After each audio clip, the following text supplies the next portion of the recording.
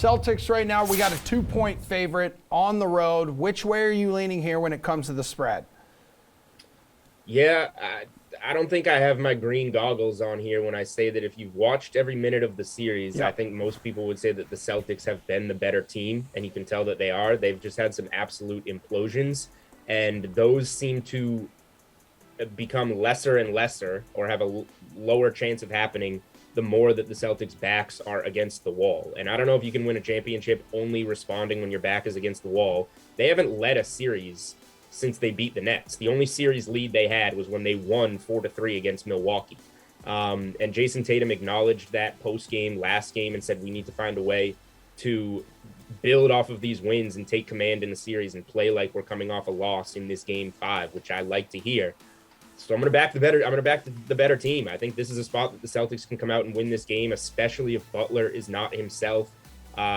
So I would really like Rob Williams to be out there, even more so than Marcus Smart if I'm backing the Celtics in this game. I thought, given the post-game interviews, the Mavericks saying they had a terrific season, happy to be there after game 3, Curry saying they're playing with house money, I'm with Nick. I thought the Warriors were going to sweep them, and they didn't. So you can't just base it off of this post-game interview. But I'm going to buy in, take the better team in this game. Hey, Nick. The officiating crew, by the way, real quick, Mark Davis is the crew chief. Okay. Home underdogs are 4-10 with this officiating crew. Okay, well, interesting, Whalen, because I was going to ask you if you want to grab the points here with the home side, because, hey, maybe perhaps they've been planning for this Game 5 since stealing Game 3 in Beantown last Saturday. Yeah, maybe they have. I mean, it depends partially on what Tyler Hero looks like. I mean, there was some report yesterday that, this is an injury that they thought would, keep him out for a month during the regular season, and now he might play, 2 games later. That seems either to be an erroneous report or, unlikely that we actually see him tonight. But I think we're going to see certainly a closer game than what we saw. I mean, Miami's not going to start 0-14 from the field at home tonight.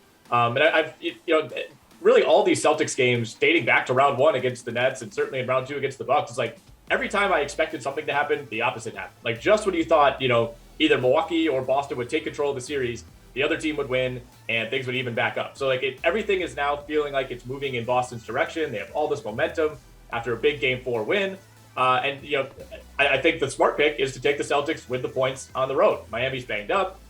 Boston's banged up too, but the injuries don't seem to be really affecting them quite as much as they are for Miami. But it feels like something weird is going to happen tonight. For some reason, I kind of want to back the Heat at home. It feels like they kind of knew they were going to lose Game 4 or we're okay with it and want to win Game 5 at home.